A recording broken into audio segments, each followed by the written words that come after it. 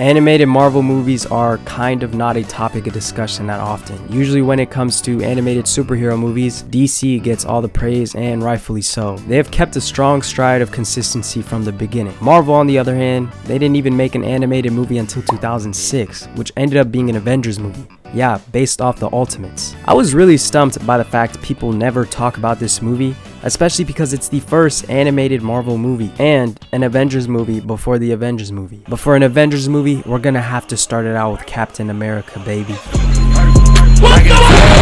But 60 years back, Captain America like we know it is of course a man at a time. You first get to see him and his soldiers fighting off a certain Austrian painter's friends. So just like the Ultimates comics, we are kind of getting a similar introduction. But the key difference is that in the opening scene, the Chitaris are already made known. Like Herr Kaiser is already shown to be one right in front of Cap's face right off the bat. In the comics, this wasn't even introduced until issue 8. For a movie with a short runtime, it makes complete sense to do this though, and is great at establishing the central conflict. Though I will say, making the Chitauri the main villains throughout the entire movie is definitely a choice I'm not the biggest fan of. While they work as a threat, they leave the movie missing an actual antagonist with personality, motivations, and a presence that can carry the story. I think the MCU Avengers movie was able to capitalize on this perfectly with Loki's addition. Anyways, as expected, Captain America is frozen in time after his battle, but no need to worry because Nick Fury finds him decades later. Captain America doesn't take this lightly and Easy, soldier. This is not what you think. Okay, look at that. Look at that. Dude, he did the Lego Marvel thing. The MCU is not the only thing this movie is influencing. Speaking of influencing the MCU, this scene where Cap finally steps outside feels like the post-credit scene of Captain America: The First Avenger. While S.H.I.E.L.D. astronauts were in space working with a satellite, a Chitauri ship completely obliterates them. Nick Fury, he's in panic mode and immediately goes to the higher-ups. And with them already knowing what happened, this is the first thing one of these dudes ask. How long before you can deploy another satellite? Dude, chill out. They just died, man. How long, General? Nick Fury goes to Bruce Banner, who's still working and researching the serums for super soldier candidates, and tries to recruit him. And when it comes to Bruce Banner in this movie, he is amazing. His fallible traits in this movie highlight his character, with him also being completely uneasy and on edge, knowing how uncontrollable he is with the Hulk. Tony Stark as Iron Man is also pretty good. When he first sees Natalia Romanoff, he immediately tries to hit on her, which is pretty in character for this version of Tony. Though I will say, his Iron Man voice is extremely distracting.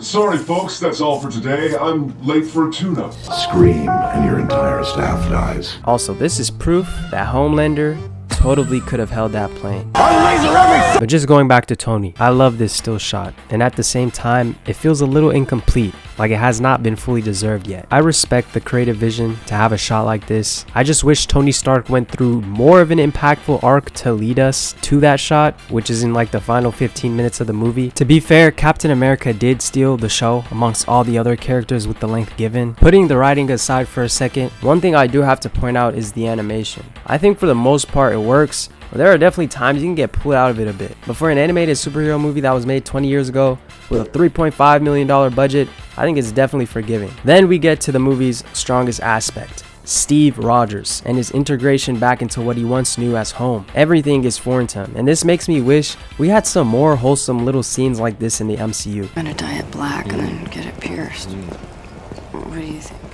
You never give me The neighborhood's changed a little. Alright, I guess this movie just has like influence in every piece of media. But yeah, like I was saying, of trying to integrate as an older person, like the Wonder Woman movie is a perfect example of having your main character who's old try and establish themselves into modern society while also doing it in a genuinely charming way. But even then, this movie not only explores the lighter side of that, but the emotional side too. Steve immediately visits Bucky and he realizes he took his shorty, but jokes aside, when Bucky tries to reason himself and explain that they had moved on, Steve reassures him that it's fine and his only concern is if she had a good life. Then, right after that, Steve Rogers immediately visits the grave of his fallen comrades.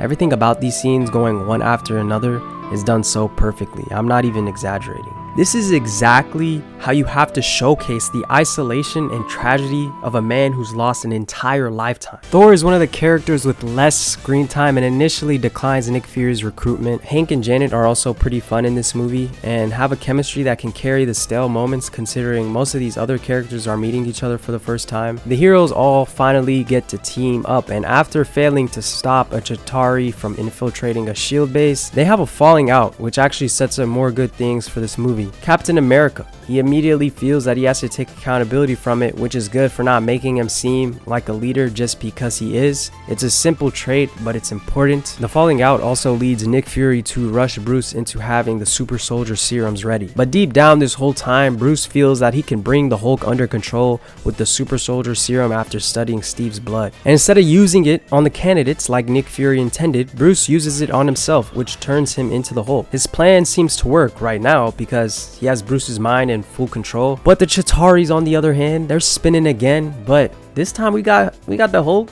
We good, right? Yeah, not so much. I guess he just wanted these bodies to claim for himself. The Avengers keep fighting. They do a good job of taking care of business, even though Thor pops up out of nowhere too. He does it in style as well. But on the other side, Hulk is continuing to wipe out the Chitauris. Captain America tries to talk to Hulk, and Hulk once again, he's just clearly not having it. Not only does he smack Cap against the truck, he said everybody's gotta get some. Iron Man, Giant Man, more specifically Giant Man's knee, the Wasp.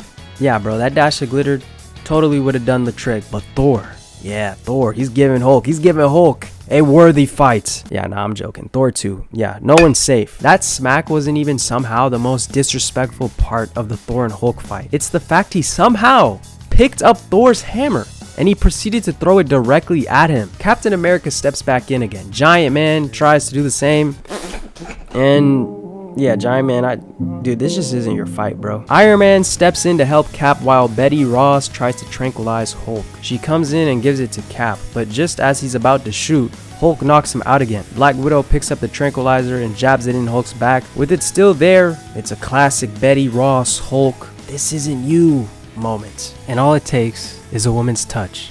So poetic, so relatable. And it leads him to return back to Bruce, which also leads him to being in confinement. Steve Rogers gets a visit from Bucky and finally gets to meet Gale again. And in the next and final scene, it concludes with the Avengers enjoying lunch together. I wondered what happened to Hulk, and I found out there was actually a second movie, and it only came out a few months later. I haven't watched it yet as I'm making this, but I probably will. But yeah, that's Ultimate Avengers, the first animated Marvel movie. For a first attempt, it definitely sticks the landing. I do think the direction of the ending and where it was heading with the final fight could have been expanded and paced a bit better, but I was actually surprised I enjoyed the movie this much. 7.5 out of 10.